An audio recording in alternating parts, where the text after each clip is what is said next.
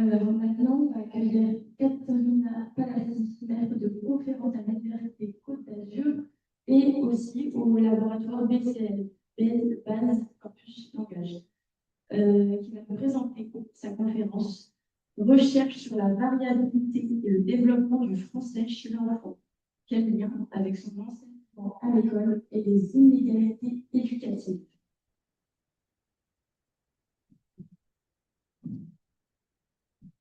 Merci beaucoup. Bonjour à toutes et tous. Donc, on change radicalement de sujet par rapport à la présentation qui a précédé. Merci aux organisateurs et aux organisatrices qui ont permis ce forum et qui permettent justement d'aborder un grand nombre de thématiques extrêmement différentes. Je vais donc vous présenter ici des recherches sur le développement du français et essayer de vous convaincre que les sciences du langage peuvent avoir des liens et apporter des choses par rapport aux problématiques actuelles en éducation, et notamment par rapport aux problématiques des inégalités éducatives. Dans ce cadre-là, je vais d'abord commencer par mentionner brièvement ce que j'entends par inégalité éducative et vous dire 2-3 mots sur les sciences du langage, parce que ce n'est pas forcément un domaine qui est extrêmement connu de tous. Et ensuite, l'objectif principal de cette présentation, ce sera de vous proposer des résultats très récents de recherche en sciences du langage qui ont permis de comparer très précisément des données de production issues de groupes différents. On va regarder des productions orales d'adultes dans un premier temps, mais adultes dans un cadre bien particulier, c'est-à-dire les adultes lorsqu'ils s'adressent à des enfants. Ensuite, on regardera un petit peu ce que l'on trouve dans les manuels scolaires sur certaines thématiques du français. Et on va regarder un petit peu l'enseignement de la grammaire, notamment entre le CP et le CE2. Et on comparera avec ce que les enfants produisent effectivement lorsqu'ils sont à la maternelle. L'objectif de tout ça, c'est donc de montrer que les sciences du langage peuvent apporter des résultats de recherche qui peuvent alimenter les recherches sur justement ces problématiques d'inégalité éducative.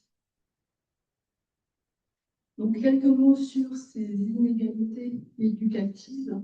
Elles représentent un enjeu sociétal majeur à l'heure actuelle et de nombreuses enquêtes de moins récentes à très récentes sur le système éducatif en France montrent de façon persistante qu'il y a une maîtrise insuffisante des fondamentaux de la part des jeunes enfants.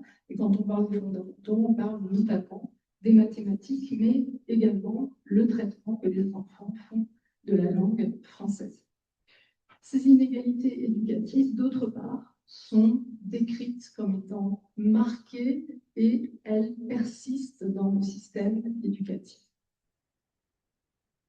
Elles sont souvent décrites, donc la recherche, bien sûr, s'est déjà intéressée à toutes ces problématiques d'inégalité éducative. Par contre, les angles d'approche de ces inégalités éducatives ont souvent été décrites sur la base du milieu social du jeune enfant, le genre de l'élève, le territoire, la localisation, la géographie, l'origine et ou la neurodiversité des élèves. Donc beaucoup de travail, notamment en sociologie.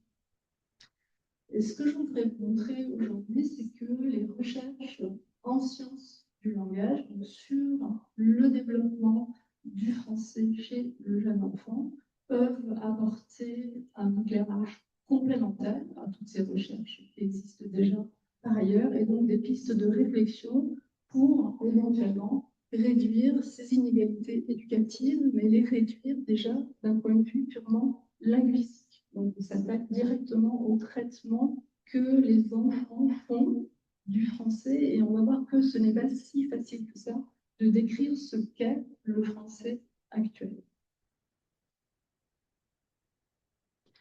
Quelques mots sur les sciences du langage. Donc, ce n'est pas un domaine qui est connu de tous et toutes. Il n'est pas enseigné au lycée. Donc, les étudiants et étudiantes qui nous rejoignent découvrent souvent cette thématique et et cette discipline de recherche.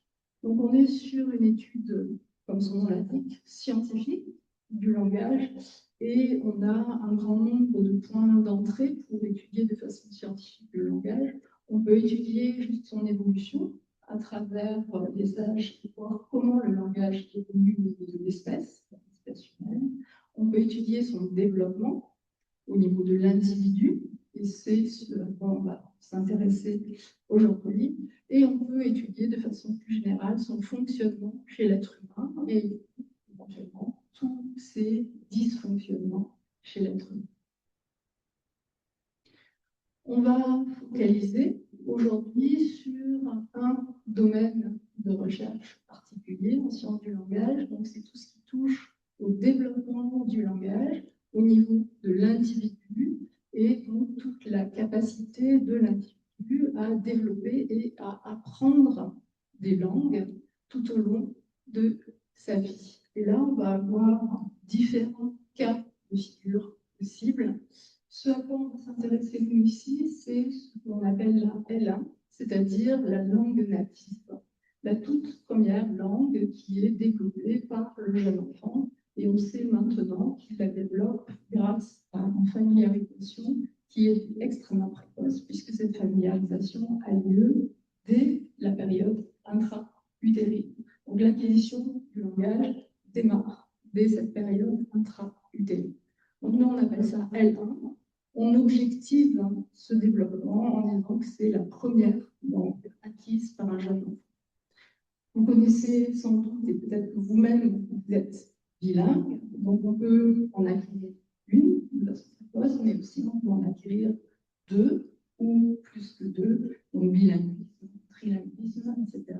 Nous, on appelle ça 2L1, 3L1. Vous voyez que c'est très, très objectivé au niveau de la terminologie. On évacue tous les aspects affectifs du développement linguistique. Ensuite, on a ce qu'on appelle la ou les langues secondes. Un très jeune enfant peut être en contact avec une langue dite seconde si cette langue est la langue du pays dans lequel la famille vit, mais n'est pas la langue du foyer. La langue du foyer, c'est ça, L1. Et il peut développer de façon précoce une langue dite seconde.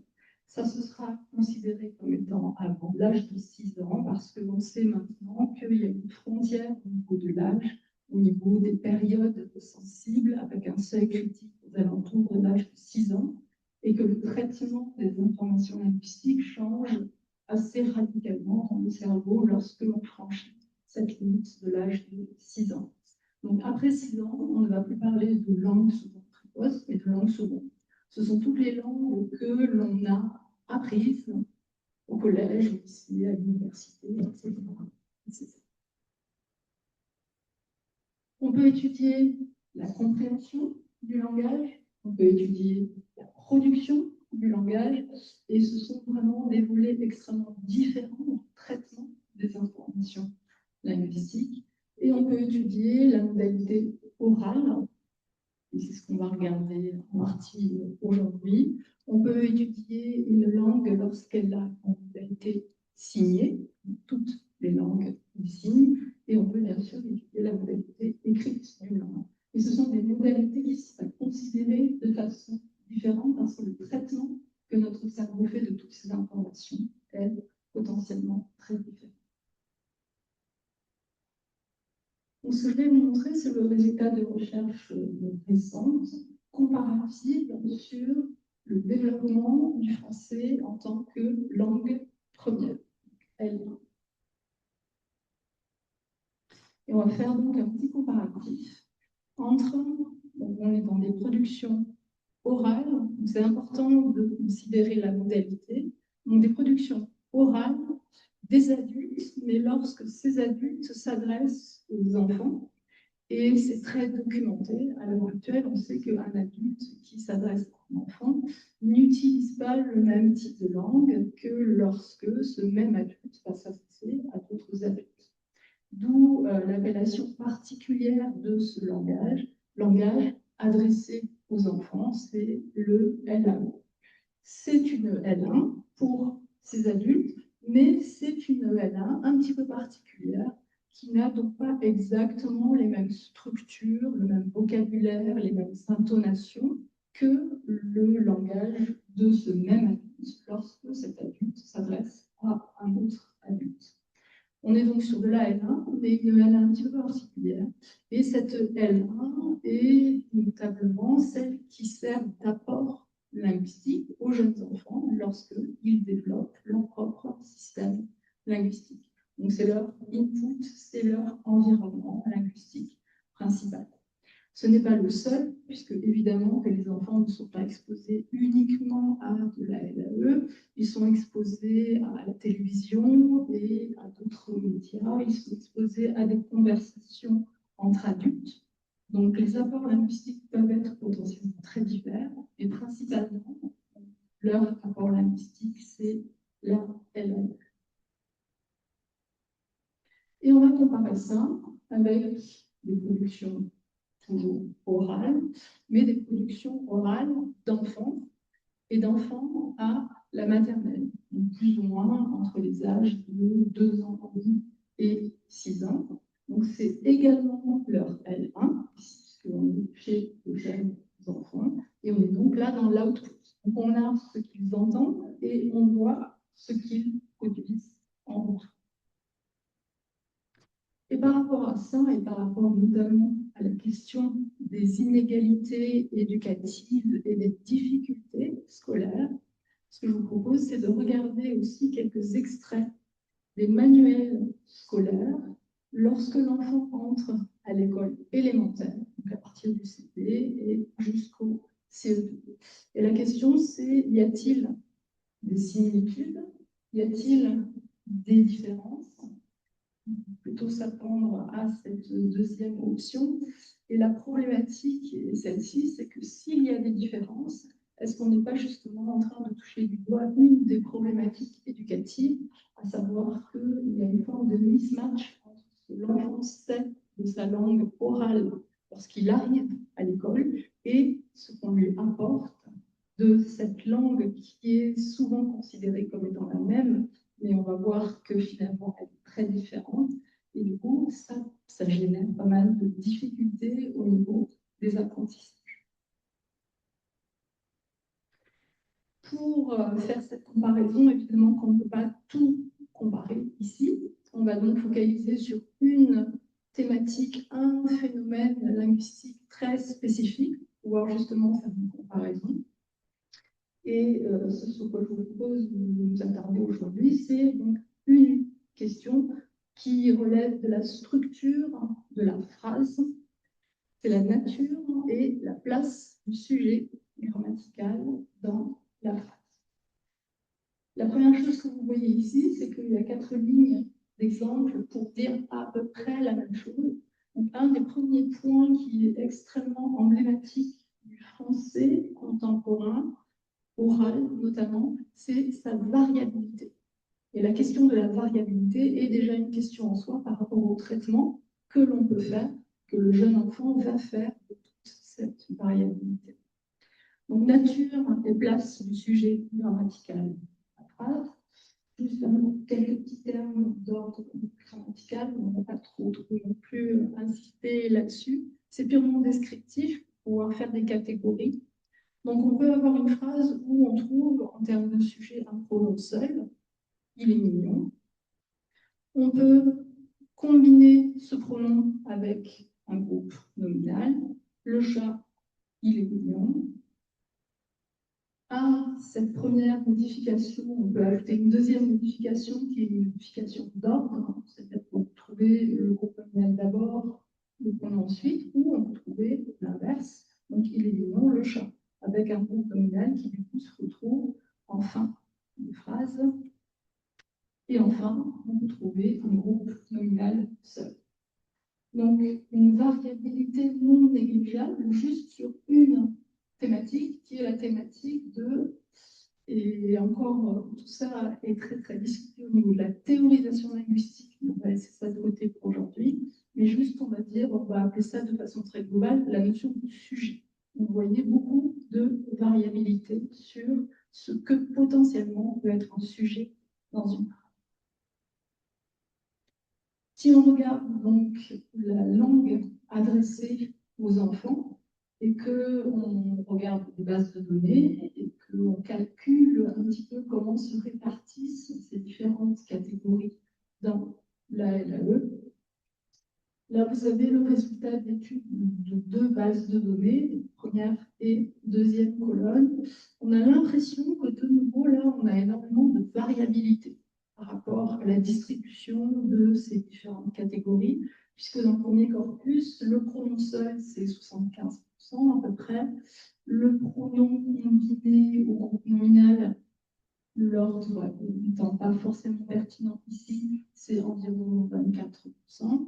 Et enfin, le groupe nominal tout seul, c'est 0,3%. Le deuxième corpus donne des taux qui paraissent très très différents, puisqu'on est à 96, quasiment 97, puis 2% et quelques pour le groupe nominal plus le pronom. Mais si on regarde les choses un petit peu différemment, en fait, on se rend compte que cette variabilité est quelque part uniquement apparente, parce que si on prend un critère, qui est le critère de y a-t-il un pronom ou n'y a-t-il pas de pronom, on se rend compte finalement que les deux bases de données sont quasiment identiques. C'est-à-dire que absence de pronom, c'est 99 et quelques pourcents de cas de figure. Présence de pronom, 99 et quelques pourcents de cas de figure. Absence de pronom, c'est quasiment rien, ou 0,3 ou 0,5%. Donc ça, c'était le langage adressé aux enfants. Je vous propose d'aller à l'autre extrême et de voir un petit peu maintenant ce que l'on trouve dans certains manuels scolaires lorsque l'enfant entre dans l'école élémentaire, donc CP, CE1, CE2.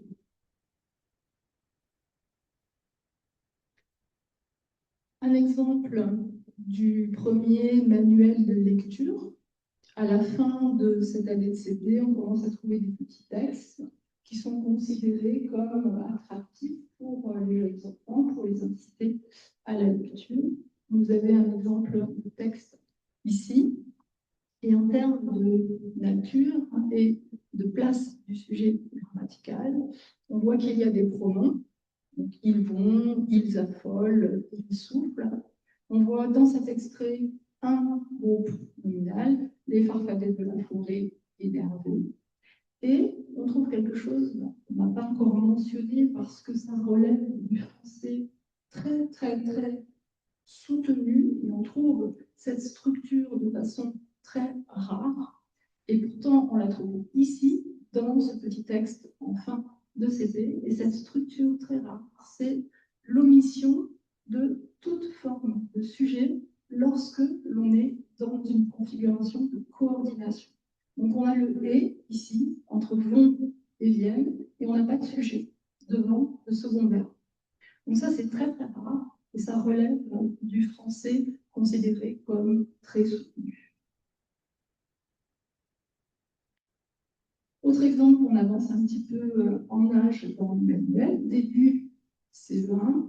On a un petit exercice ici dans lequel justement l'enfant doit repérer où se trouve le groupe sujet dans la phrase, et on voit que dans cet exercice, on n'a que des groupes nominaux. Donc l'homme, la dame, le monstre. Autre manuel début CE1, là on a une explicitation de ce qu'est un sujet et de la nature du sujet. Donc description explicite, le groupe sujet peut être un nom propre, un groupe nominal ou un pronom. Dans tous les cas de figure, tout ce que l'on voit dans ces manuels, la place du sujet est toujours la même, elle est toujours à gauche du verbe.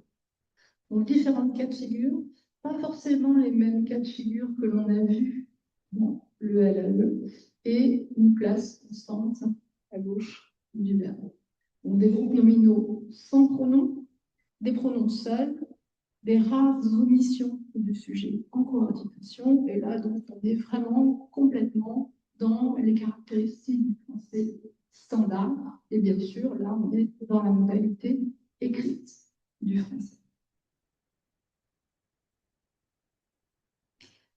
On va regarder là, on a vu le LAE, on a vu à l'autre bout de la chaîne les manuels scolaires. Maintenant, on va voir entre les deux ce que les enfants produisent spontanément lorsqu'ils sont à la maternelle. On est ici sur un corpus de 24 000 et quelques phrases produites par un groupe de 16 enfants qui ont été suivis pendant leurs 3 années de maternelle. Ce que vous avez ici, c'est ce groupe d'enfants avec l'aspect développemental, première, deuxième et troisième année de maternelle. On retrouve notre catégorie des pronoms seuls. Là, on dirait qu'elle marche.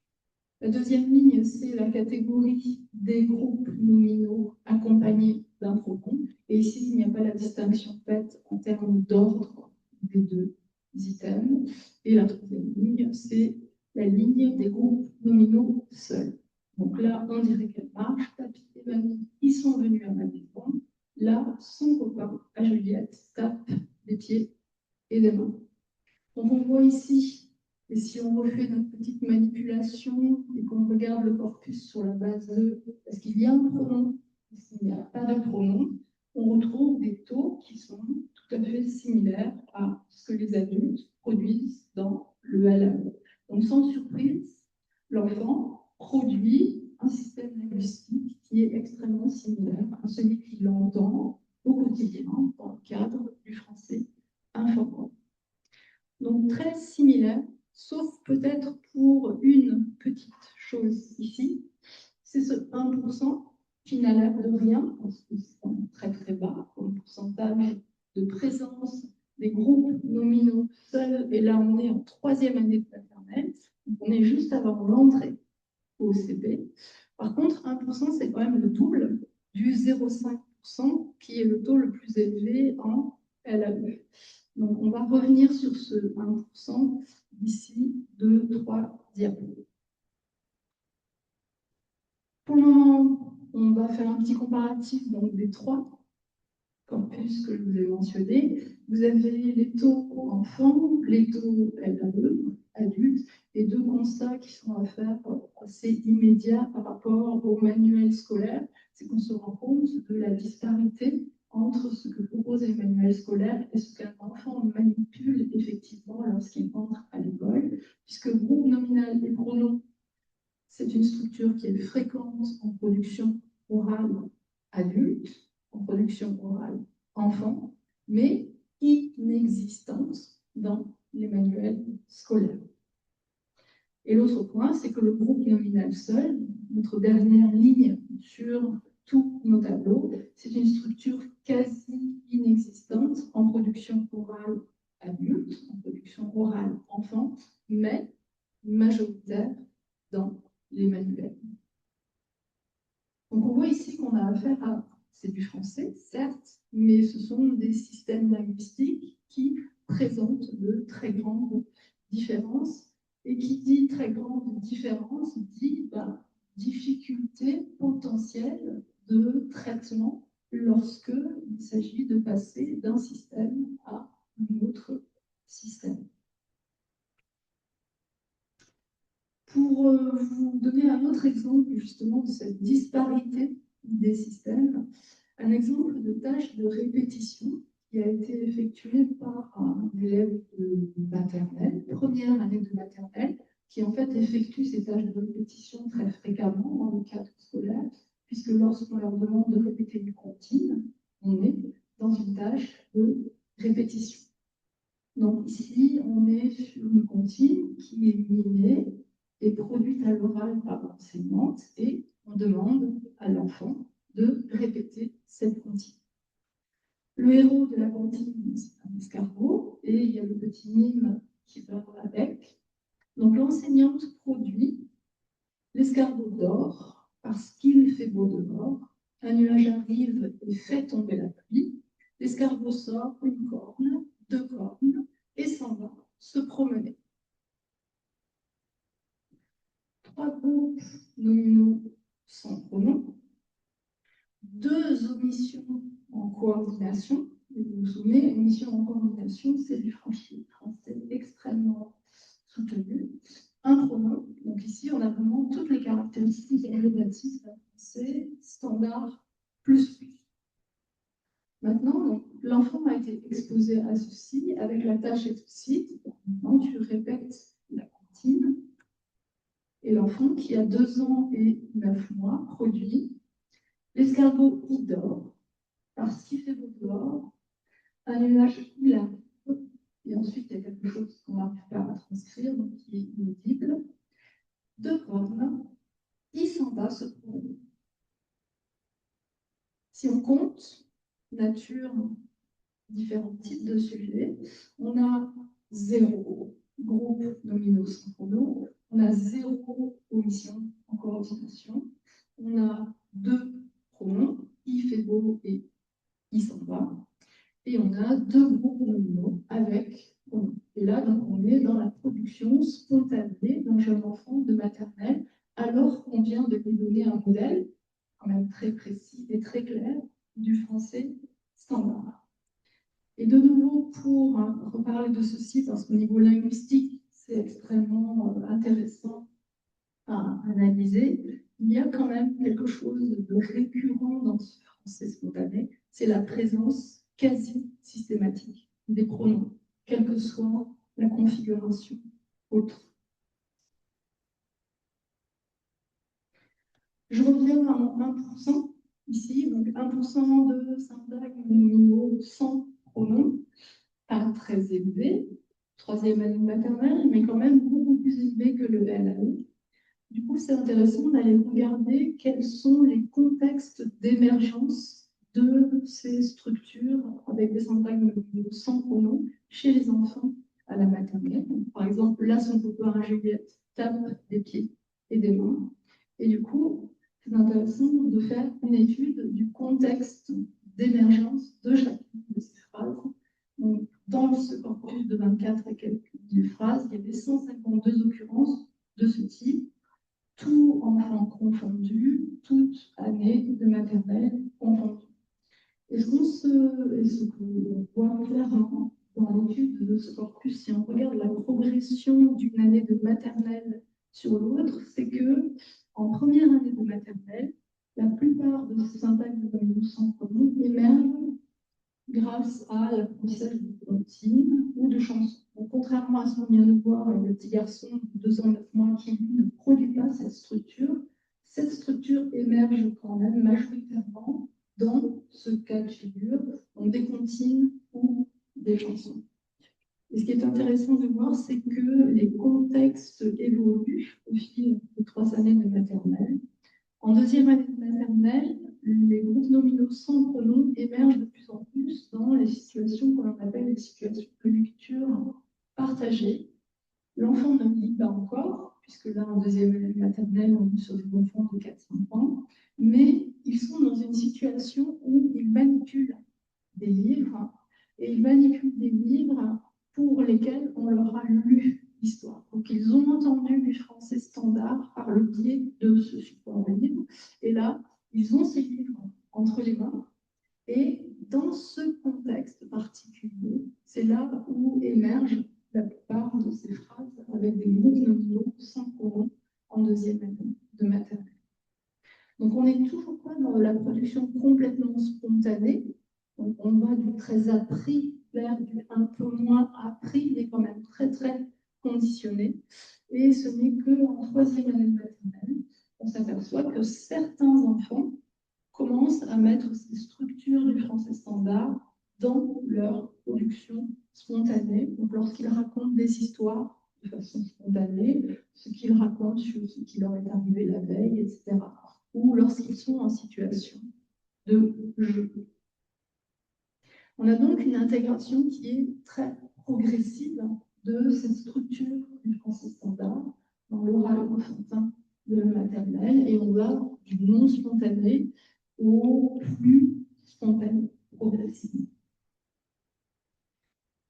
Et on note également, quand même, et ça c'est important, une très grande variabilité. Donc, très grande intervariabilité. Sur ce groupe de 16 enfants, il y a un écart énorme au niveau de l'âge d'apparition. La première occurrence, groupe nominal sans pronom, ça va de 2 ans, 9 mois à 4 ans, 9 mois. Donc 2 ans d'écart sur l'âge de l'apparition de cette structure sur ce groupe d'enfants. Et c'est absolument phénoménal. Vu l'âge des enfants, donc ils ont entre 2 ans et demi et 6 ans, 2 ans d'écart, c'est monumental. Autre point important ici pour la thématique des inégalités éducatives, c'est que cette structure en contexte spontané n'émerge que chez 7 enfants sur 16 à la fin de la maternelle. Donc tous les enfants ne se sont pas du tout appropriés cette structure de la même façon dans leur cursus de maternelle. J'arrive aux conclusions de cette présentation. Donc, premier type de conclusion par rapport à ces recherches, donc les sciences du langage et l'étude du développement du langage chez le jeune enfant permet vraiment d'objectiver la description de ce qu'un enfant produit effectivement dans cette tranche d'âge-là. Que dit un enfant? Que sont ces structures de phrases lorsque l'enfant est à la maternelle? Et on voit qu'il y a des différences significatives entre le français oral quotidien du jeune enfant, donc ça L1, et le français qui est enseigné en classe. Et on n'a parlé que d'un phénomène linguistique ici, à savoir le sujet grammatical et la place du sujet grammatical. C'est la même chose pour tout le reste, en fait, du système linguistique. Si on prend la négation du français standard, c'est ne pas. Le ne est quasi inexistant en production des enfants de maternelle. Et quand je dis quasi inexistant, c'est moins de 2% des occurrences négatives en maternelle au 8 de façon spontanée. La problématique est la même pour toutes les structures interrogatives. Dans les manuels, on trouve des phrases, des interrogatives du type « que fais-tu ?» totalement inexistant chez le jeune enfant de maternelle à l'oral. Premièrement, parce que l'inversion entre le verbe et le sujet n'existe pas dans les productions orales. Au plus près de ça, on pourrait trouver « qu'est-ce que tu fais ?» Mais on trouve aussi « tu fais quoi ?» Donc, vous voyez de nouveau une très grande variabilité et la structure entre le français standard et le français oral L1 et les structures sont très différentes. Et finalement, vous avez peut-être dû passer dans les diapos les « i » qui sont produits par les enfants alors que le modèle c'est « il ». Donc la forme des pronoms n'est pas non plus la même à l'oral. À l'oral, lorsque le pronom « il » se trouve devant quelque chose qui commence avec une consonne, la consonne du pronom, donc le « L », disparaît. Du coup, le « il dort »,« il travaille », etc. Par contre, « il était ». Donc, on a une variation là-dessus. Et le « je » aussi n'a pas forcément la même forme, parce que je suis, je sais pas. C'est plus le « je » tel qu'on le voit de façon emblématique lorsqu'il est écrit. Donc, de la variation au niveau de la structure grammaticale, de la variation au niveau des sons, des éléments, etc., etc. La variation est partout, en plus de la variabilité pour chacune des structures. Donc, une grande variabilité individuelle, on a vu dès la maternelle, sur cette maîtrise des formes du français standard à l'oral, avec donc des inégalités. Et ces inégalités sont, tout d'abord, elles sont linguistiques, avant d'être éducatives en lien avec des facteurs d'ordre socio-linguistique, potentiellement, elles sont d'abord linguistiques ici, et on voit qu'elles sont déjà présentes avec la modalité orale du français standard dès la maternelle. Comme elles sont déjà présentes, on peut tout à fait émettre l'hypothèse qu'elles peuvent potentiellement représenter des possibles prédicteurs de difficultés scolaires ultérieures lorsque va émerger dans l'enseignement la modalité écrite du français standard à l'école élémentaire. Donc l'apport des sciences du langage par rapport à ces questionnements d'inégalité éducative, c'est d'abord d'apporter une description objectivée de ce qu'est le français et de montrer toute sa variabilité et toutes ses différences en fonction des types de français, en fonction des supports.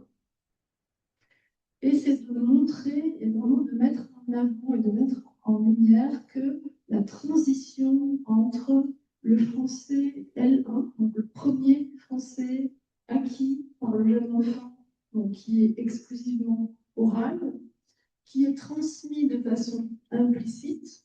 Un parent ne va jamais dire à son enfant, tu dois faire le sujet là, le verbe là, etc., etc. Donc, toutes les informations sont totalement implicites. Elles sont transmises de façon précoce.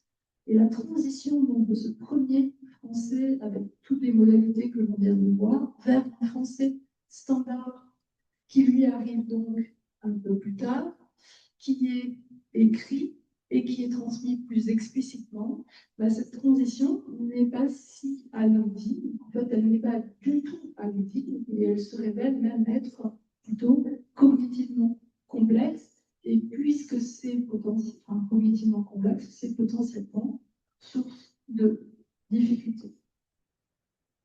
D'où des projets de recherche donc, et des liens entre sciences du langage et l'éducation.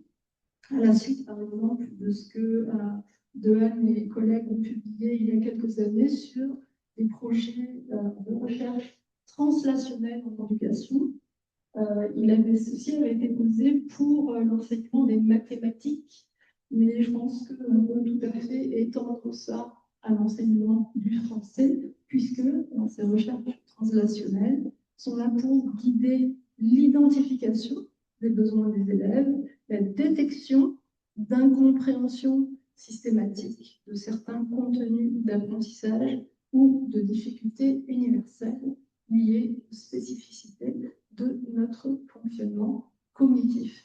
Et par rapport à ce qu'on sait maintenant justement sur la variabilité de la langue et toutes les différences qu'il y a entre français L1 et français tel qu'il est enseigné à l'école, je pense qu'on pourrait tout à fait étendre ces projets de recherche translationnelle à l'enseignement du français et à cette problématique d'inégalité éducative qui sont de fait initialement des inégalités d'ordre linguistique en ce qui concerne l'enseignement du français.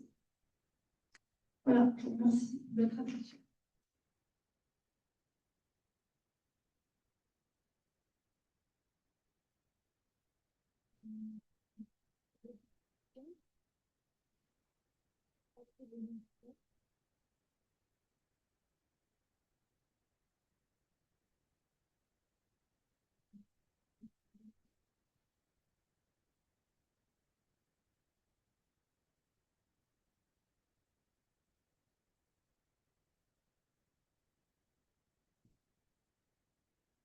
Tout d'abord, merci beaucoup pour la présentation, c'était vraiment très intéressant.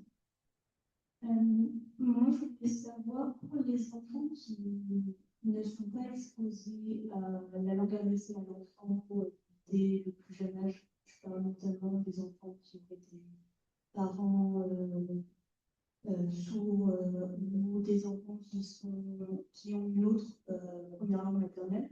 Est-ce qu'on observe, le même phénomène pour ces enfants-là?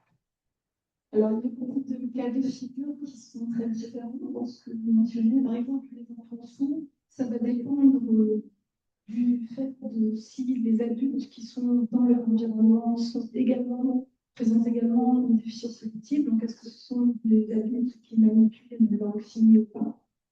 Si ces adultes manipulent une langue signée, dès la naissance du jeune enfant, le principe d'acquisition est exactement le même. Donc, le développement d'une langue signée est exactement le même, avec les mêmes étapes, etc., qu'une langue orale, à condition que l'exposition soit tout aussi précoce et qu'elle soit quantitativement suffisante. Après, pour les enfants qui disposent d'une autre langue à la maison, donc je ne vais pas mentionner ici, mais dans cette classe de maternelle, il y a 2 enfants qui sont des L2 précoces. Donc, ils sont scolarisés en France, ils vivent en France depuis leur plus jeune âge, mais leur L1 à la maison n'est pas le français. Et ce que l'on remarque par rapport à l'évolution que j'ai mentionnée, par rapport au contexte et la production des phrases avec un nominal sans pronom, c'est qu'il y a un décalage, puisque eux n'ont pas accès à la lecture partagée en français, donc ils ont moins d'apport de fait de la L1 sur le mode français standard. Du coup, ils s'approprient le français standard de façon plus tardive que ce que j'ai montré ici pour les enfants L1. Donc il y a un décalage dans le temps. Et on voit donc que eux, par contre, ne se l'approprient pas encore dans les productions spontanées. Mais il y a quand même des effets très forts d'amorçage. On voit qu'ils produisent ces structures lorsqu'ils viennent de les entendre de la part des enfants L1.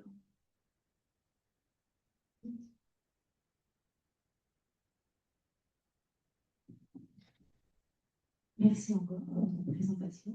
Ma question pour vous, c'est est-ce qu'il serait pertinent d'adapter les méthodes scolaires au langage des enfants ou bien de soutenir, enfin de stimuler une expression en français soutenue, ouvrir leurs horizons, c'est des choses différentes? À mon avis, oui. Donc, ça va justement faire partie de projets de recherche qui sont vraiment en cours. Et donc, face à ces inégalités éducatives, le gouvernement vient de déposer un appel, un projet prioritaire de recherche, sciences pour l'éducation. Et du coup, ma réponse est oui. Et donc, ça va faire l'objet de projets de recherche à la maternelle, donc avec pour objectif justement d'exposer davantage les enfants, voir ce qui se passe si les très jeunes enfants sont exposés plus fréquemment dans le cadre scolaire à des consignes ou à des sessions de lecture, voir si augmenter le temps d'exposition à ce français standard a un effet sur leur appropriation du français standard.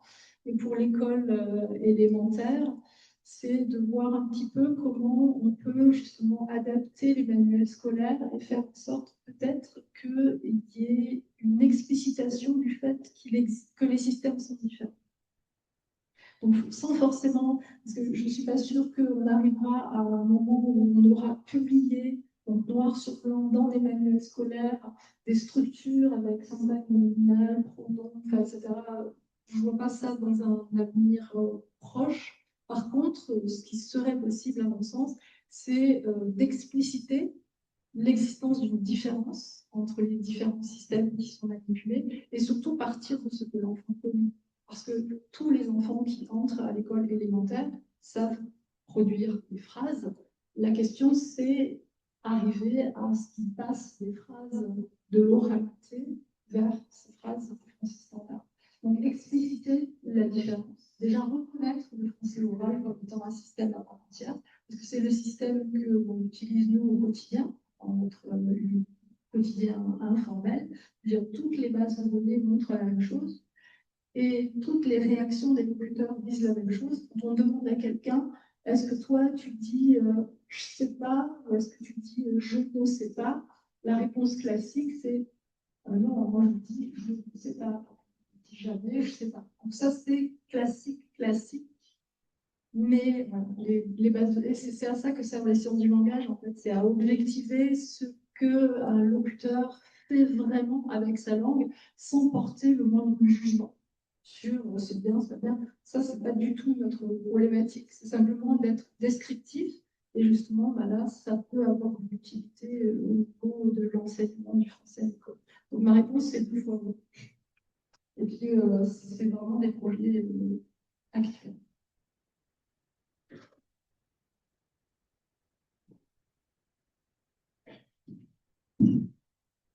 Merci.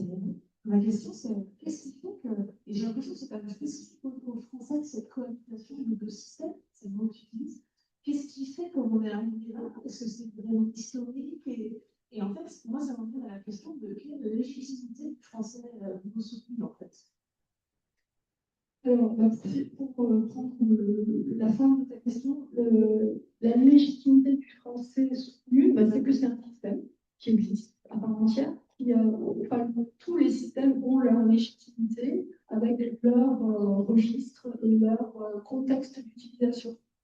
Donc, le français standard existe et il a toute légitimité dans certains contextes lorsque on est dans des interactions qui sont très formelles, lorsque on est à l'écrit, ça a sa légitimité. Le français est très spécial pour beaucoup de raisons. C'est une langue qui présente énormément de variabilité au niveau de ses structures de phrases. Le fait d'avoir cette cohabitation possible entre un pronominal et un pronom n'est pas possible dans toutes les langues. C'est possible parce que les pronoms du français sont vraiment très particuliers. Déjà, il y a deux listes de pronoms. Moi, je fais ça, toi, tu fais ça. Donc, il y a deux types de pronoms. C'est ce qu'on appelle des pronoms toniques et des pronoms dictiques, et ça n'existe pas dans toutes les langues. Donc, c'est déjà le fait d'avoir ces deux paradigmes-là qui fait que possiblement on a une combinatoire possible, chose que l'on n'a pas dans d'autres langues. Et ensuite, le français a de la variabilité partout. Et c'est pour ça que c'est hyper intéressant à étudier pour la linguistique. La variabilité, déjà pour la décrire, et ensuite, c'est comment notre cerveau manipule autant de variabilité. Parce qu'on se dit, est-ce qu'il y a des règles sous-jacentes pour le traitement de tout ça? Ma réponse est oui. Et ma réponse, c'est zéro aléatoire dans tout ça. Donc, on arrive toujours à trouver une explication sous-jacente. Et je ne sais pas si je vais répondre à la totalité de cette question. Donc voilà, beaucoup de variabilité, des spécificités du français, et tout système est légitime, mais il y a des systèmes qui ne sont pas reconnus. Et c'est ça le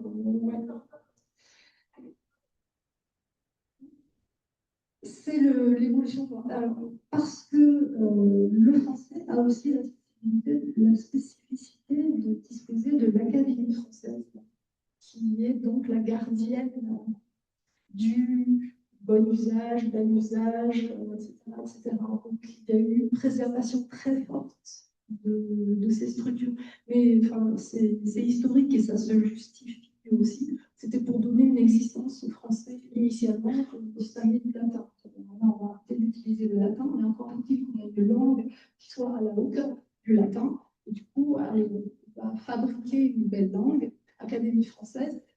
Et ça a pour effet que maintenant, pour préserver cette belle langue, je mets des guillemets parce qu'il y a vraiment un jugement de valeur par rapport à ça, ce qu'en linguistique, on n'a pas du tout. Je ne suis pas du tout en train de dire qu'il y a un système qui est mieux que l'autre. À ce niveau-là, moi, je regarde absolument pas, je décris en fait les systèmes. Mais voilà, le français a cette particularité de disposer de l'Académie française qui est là pour justement préserver ce système.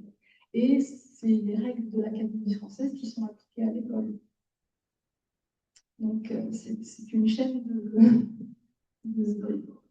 Oui, c'est politique. C'est politique dans un premier temps, et après, c'est historico-politique, et ça reste politique. La préservation de la langue française reste un enjeu politique. En plus d'être éducatif, c'est hautement politique.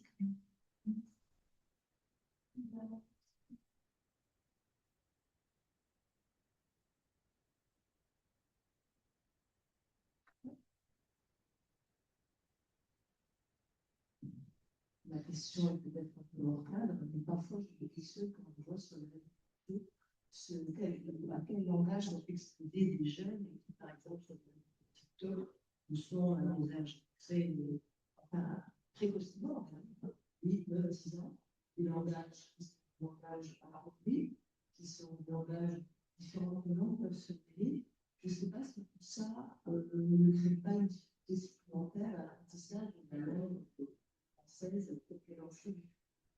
C'est fort possible, et des études sont donc menées par rapport à ça. Il y avait quelques premières études qui sont sorties quand on a commencé à avoir les textos, les formes abrégées, voilà, parce que ça représente encore un état différent de la langue. Ce qui était sorti, bon, c'était par rapport au premier texto. Alors, évidemment, ça peut être remis en question parce que c'est beaucoup plus diffus que ça.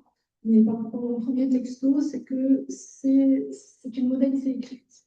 Donc, on n'est pas dans l'oralité non plus. Ça permet de garder un certain cadre à ce type d'usage, le fait qu'on soit dans la modalité écrite. Maintenant, avec la diffusion de tous les autres types de réseaux, c'est probablement interférent quelque part, mais probablement que ça n'aide pas.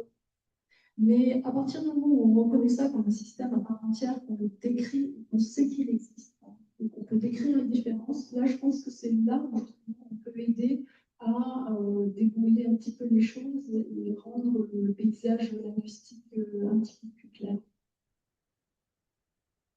Merci beaucoup, Madame Pelazis, pour votre intervention.